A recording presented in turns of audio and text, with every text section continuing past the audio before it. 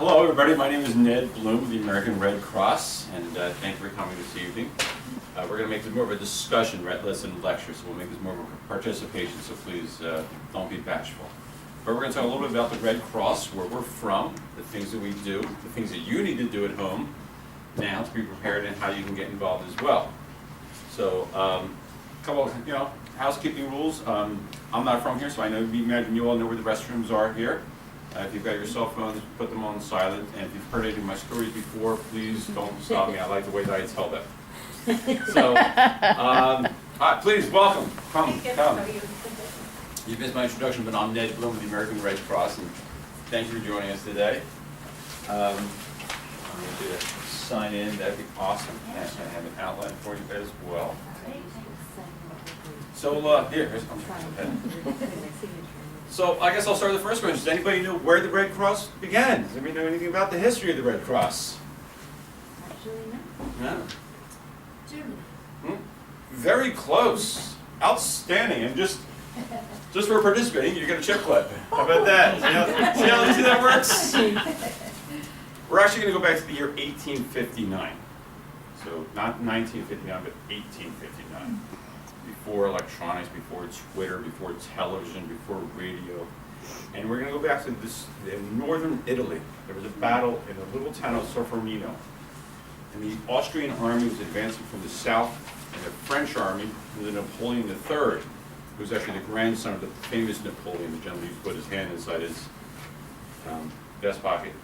They met in this town, and this is hand-to-hand combat. This is ugly, this is bayonets, knives. And it's bloody, and it's disgusting. And according to legend, there's some 100,000 men dead or dying on the battlefield the next day. And this gentleman, Henry Dunant, is a Swiss businessman, and he's touring the battlefield. And he's appalled at what he sees. You like those mutton chops? Should we bring the mutton chops back? He's He's absolutely appalled at what he sees, because the soldiers are still being bayoneted, they're still being shot, they're still being killed, even though they're wounded and out of the fight. And he actually says, oh, how valuable it would have been to have 100 volunteer orderlies and nurses. Oh, how valuable it would have been to have 100 volunteer orderlies and nurses there. And I did not memorize that quote. I actually have it written on the back. Just so you know. So he organizes the town people. And it doesn't matter what side of the war, the fight these folks are on, they start to treat these soldiers. And they start to take care of them. It didn't matter what side they were on. And he writes a book about this. Again, this is before tweeting, this is before television, before radio. He actually has to write a book about this idea. And again, this is 1859. By the way, in the United States at this time, there's only 33 states in the United States at this time. Oregon would become the 33rd state that year. James Buchanan is the President of the United States in 1859. And your worthless fact for the day is James Buchanan is the only president we've ever had from Pennsylvania. He's also the only bachelor president we've ever had. Okay? There are rumors also that he's also the first gay president that we've ever had. So if you ever have a chance to look up the name Rufus King, he is supposed to be James Buchanan's partner. But Henry Dunant writes a book about this idea, about treating soldiers after they've been wounded. And 5 years later at Geneva Peace Conference, the very first Geneva Peace Conference, the rules of war are established. And one of the rules of war that's established is that you cannot keep killing wounded soldiers. If they're down and out of the fight, they're down and out of the fight.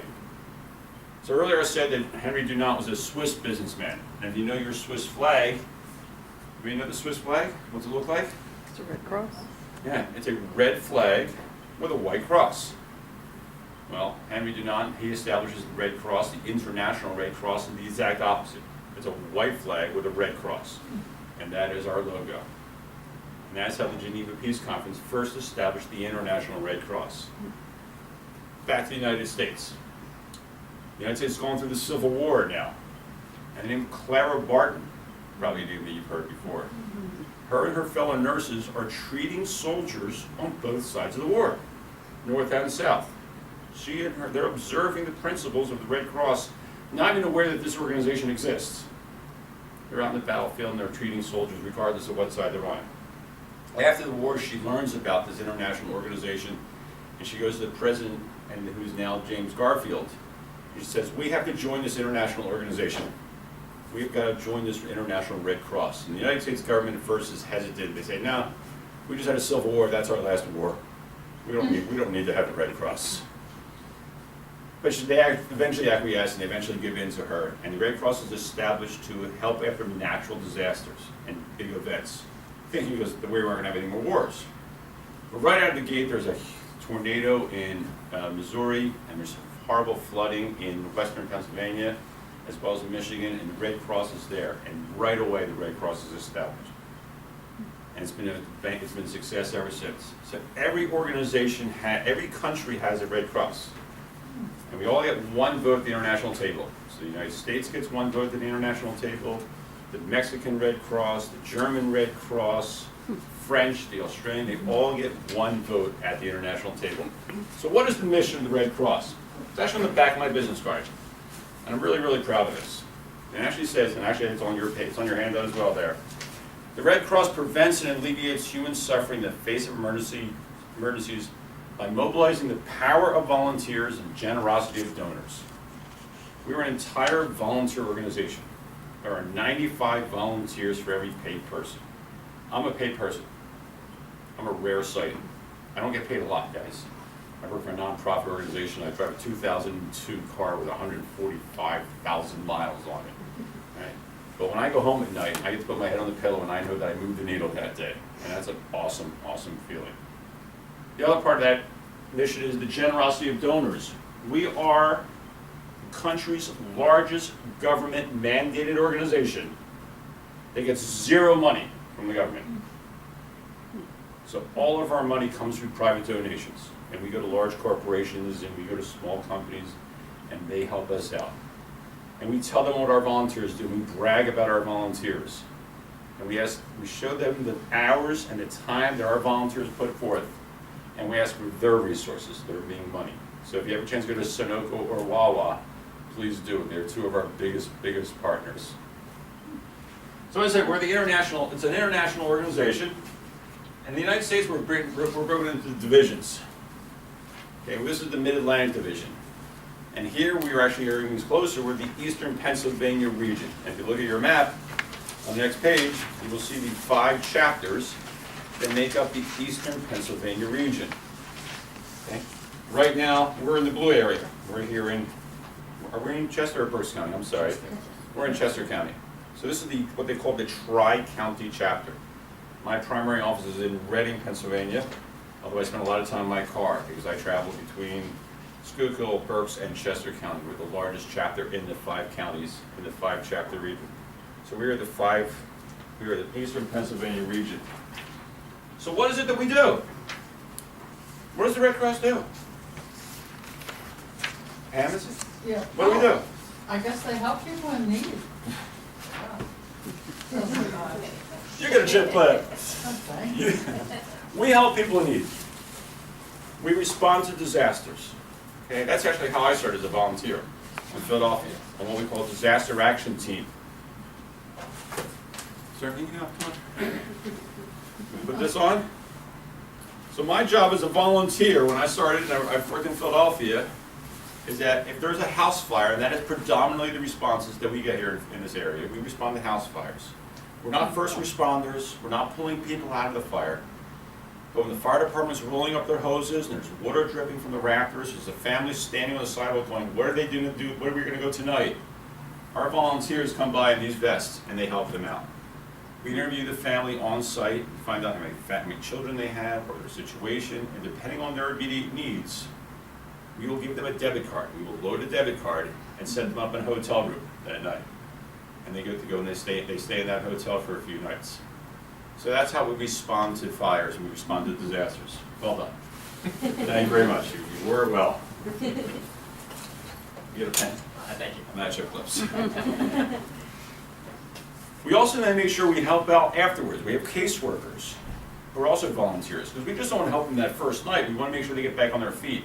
And because of our expertise and our resources and our knowledge, we can put them in touch with agencies and organizations that they may not know about to help them get back on their feet.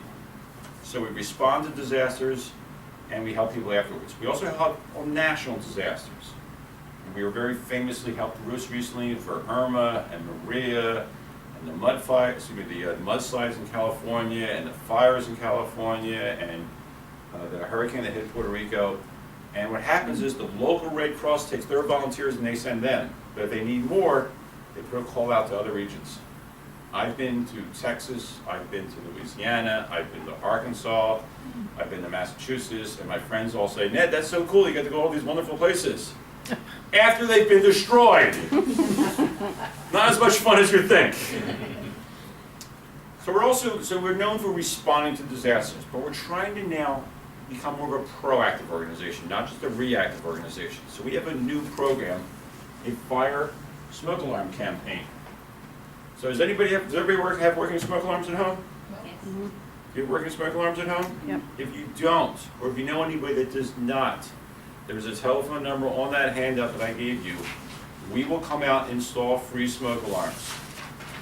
Our corporate partners, the Kidder Corporation and UGI and some of the other energy companies have told us as long as we install them, they'll keep supplying them. We just went over 1 million smoke alarms installed.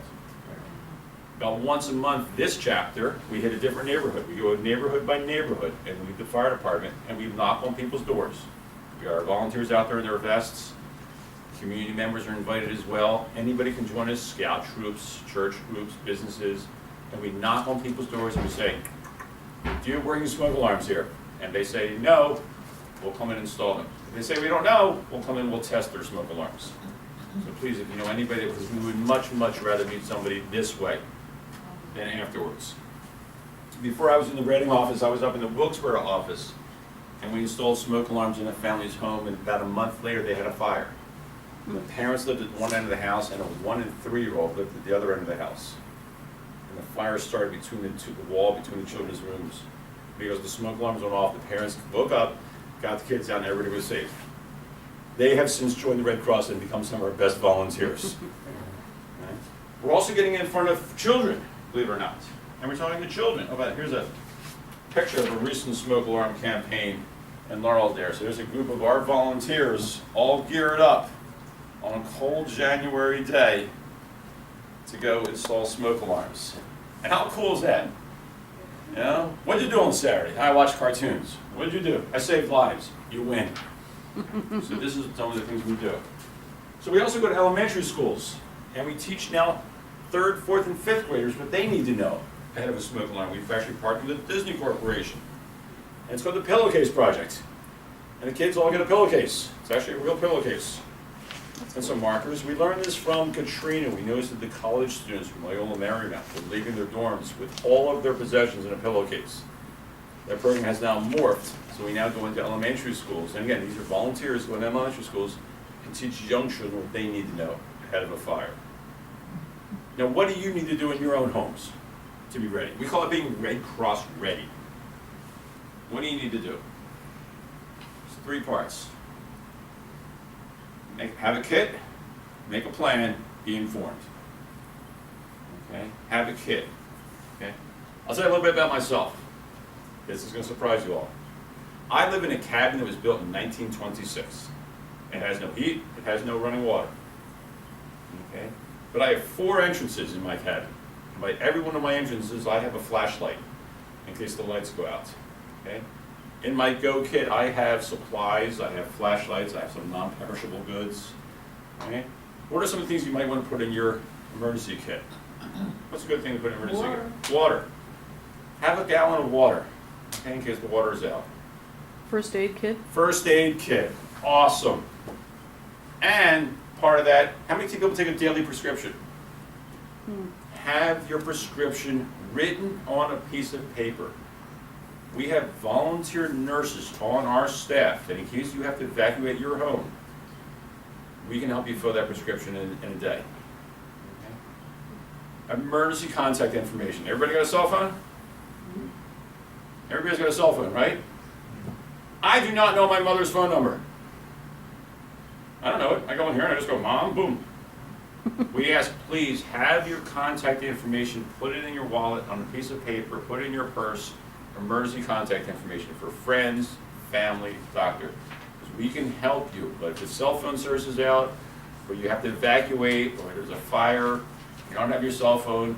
This technology is wonderful, but we all know paper and pencil works every single time.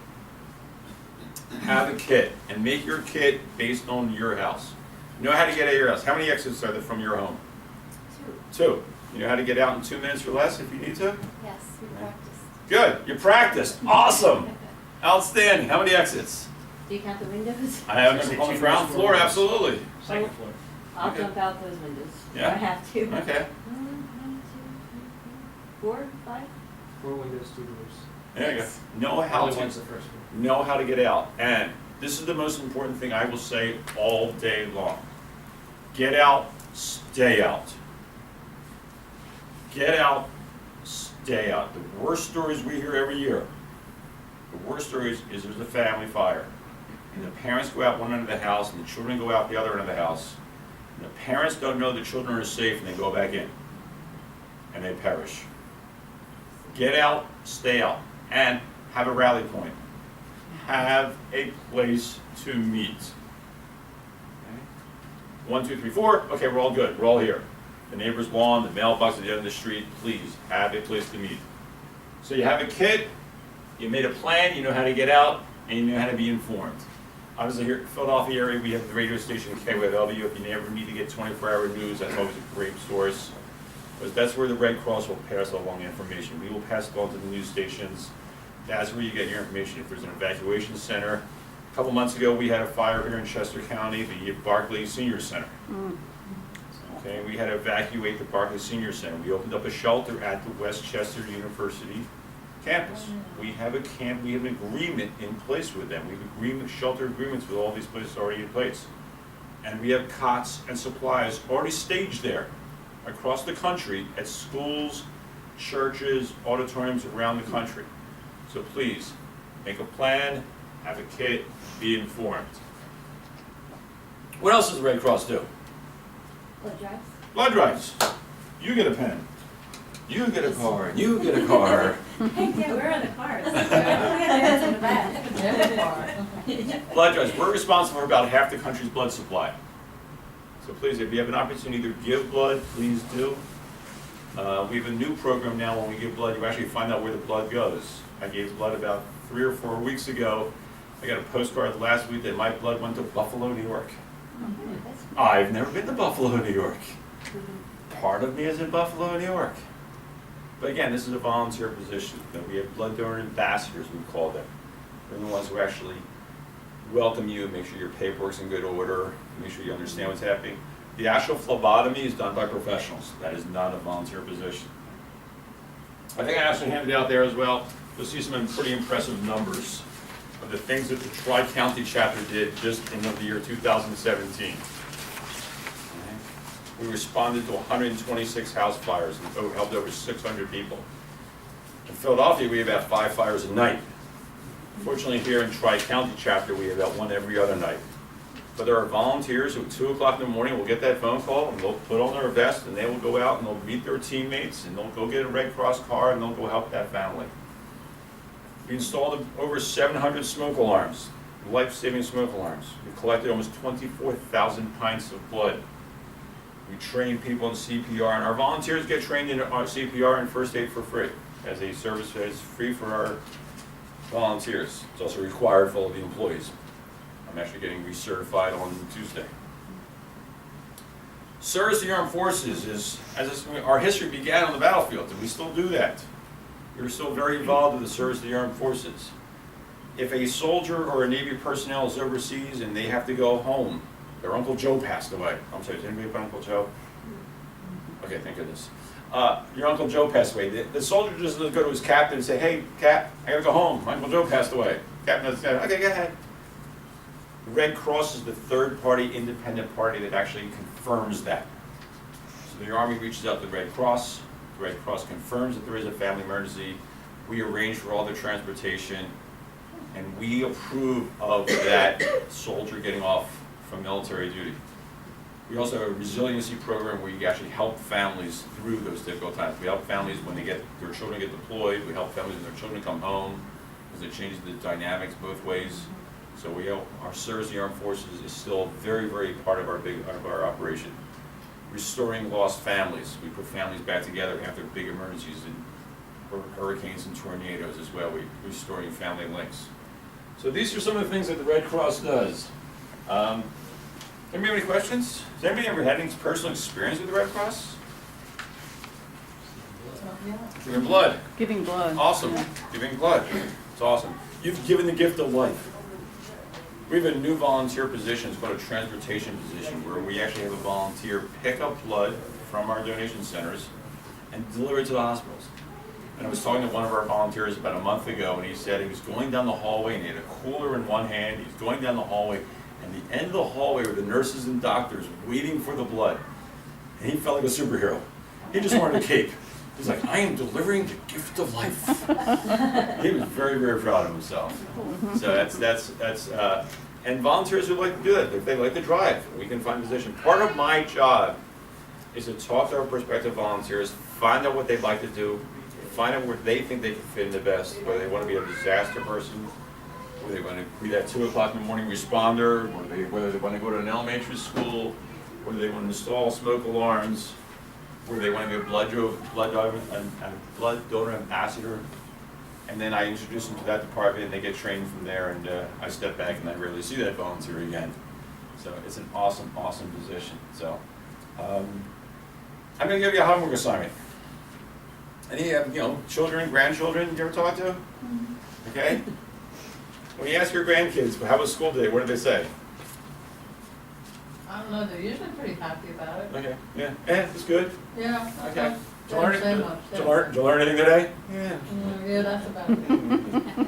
Ask them if they know how to get out of their home in 2 minutes or less. Make them the hero of the family, because now you've got an open-ended conversation going in. They'll put pressure on the parents to make sure they get that. Yeah, engage them in that conversation, make them the hero. Yeah, it's a great way to get them started in the conversation, get them thinking. And the more knowledge they have, the more comfortable they will feel in case any of these emergencies happen. So that's your homework assignment. All right. So I've been prattling on now for about 23 minutes or so. Any questions? Question? Yes, when people, like, we have a bunch of pets, are you folks linked with people that will help out with the pets, Awesome. things like that? Great. Awesome. So the question is about pets. There's a pilot program in Philadelphia that started a few years ago, and we're very proud of this program. It's called Red Paw. Yeah. So the Red Paw, and these are also volunteers, it's an arm of the Red Cross. So if we take a family and they have to leave their home is destroyed or it's just not livable that night, and we put them up in a hotel and the hotel doesn't take pets, Red Paw volunteers will adopt these pets, take them to their homes, and take care of them until the family's back on their feet and back in a home. And then we'll turn that pet back to that family. Yeah, it's awesome, because we found out, and we learned this during Katrina, that people would not leave their homes until their pets were taken care of. So once we realized that that was a need, we satisfy that need as well. When we open up a mass shelter, we also work with Red Paw, and they'll set up, because we have, so let's say we have a mass shelter set up, and there's 400 people living in a gymnasium on cots. We can't have the pets in there because of allergies and not everybody's comfortable with pets. But we'll set up a separate dormitory, if you will, for pets. So people bring their pets, they get a coat check number, they put their pet in one of the cages that we have supplied, and then they can take care of the things they need to take care of while we take care of their pets. Yeah. We felt awful when we found people were not leave their homes without their pets. So that's all Red Paw. So Red Paw's been piloted in Philadelphia for about the last 3 or 4 years, and a lot of other cities are now starting to adopt it as well. It's an awesome organization. Good question. We just saw them in action recently. Yeah. One of the volunteers at the emergency vet. That's right, there was them. Yeah, a guy had come in, we were picking up our cat or taking her home, and he was just beside himself, and he had just had a house fire, they lost everything. The dogs were there. I didn't realize that was Red Paw, but there was a lady that was helping, so. And such a relief to them, knowing that that's being taken care of, so they can concentrate on the things they need to do. And when they're back on their feet, we return their pets to them. So, yeah, we're a good organization. We're really, really cool.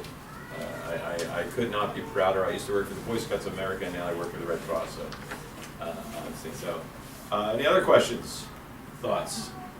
Yes, please. I participated in MLK Day Mhm. in Reading, installing fire alarms. You were there. Yeah, my son and I were a team with a father-son team, and it was really amazing. It was exhausting, and we slept really well, like you said. Ben Yeah, is your thank son. you for remembering, yes. Yes. You almost turned Oh my out. God, that's right. Yeah, Okay. thank you. I'm sorry, never forget. Pam. Jill. Jill. Yeah, You're Pam. Yep. That's right. So Jill's not a Red Cross volunteer. You're a community volunteer. Right. And she came out, she helped us on one of our home fire campaigns, and I think we installed some like 60 alarms that day. Yeah, it was a lot of work. It was amazing. Ben carried a ladder all day without complaint. And Uh-huh. I did mostly the clipboard thing, but there were 2 other people that actually did the installation. And it was a really neat day. It was amazing. And we met wonderful people that kept asking us to sit down and have a meal or coffee with them. We were really tempted. It was so cold. It was a cold day. We really felt good afterwards. That is spectacular. Wait a second, then you're in this picture, aren't you? I was thinking I was, but I have new glasses and I can't see. No, you, because this is, you should be here, Pam, aren't you? Jill, yeah. Jill, I'm sorry, I keep saying It it. might be. Ben's real tall. You probably see Ben. Oh, there's Ben. Here's Ben, there he is. Him back there? Yep. There he is. How about that? Oh, that's it. All huddled down there. It's such a cold day. I don't even recognize myself. It was like 11 degrees or something. And when you got home, how did you feel that day? Great. Yeah. We were really happy and satisfied, and we did something other than kick back and watch TV.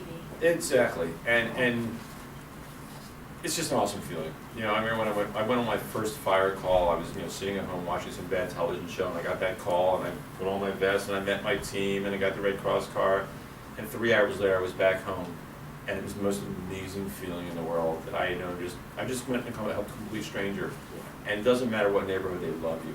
It's just everything opens up for you. So. Are we going to do that in Phoenixville by any chance? Hmm? Install fire alarms, smoke alarms rather, in Phoenixville? I don't know if Phoenix, I know we're doing neighborhood by neighborhood, I don't know the exact schedule, we just did Laureldale a couple weeks ago, we're doing Reading, I think again, I think we're going up to Schuylkill County in a couple weeks, but we'd love to come to Phoenixville as well. I'm actually working with the Westchester University Red Cross Club, we're trying to identify a neighborhood, because I've got a Red Cross Club, I got about 40 students there that want to come out and do it at home installation day. So, but I'll talk to our folks in disaster services and see if we can come and do Phoenixville as well. And again, if you know anybody, even if we don't hit a neighborhood, have them call that phone number, and we'll send out we'll do it by appointment as well. We will come out and we'll install those smoke alarms.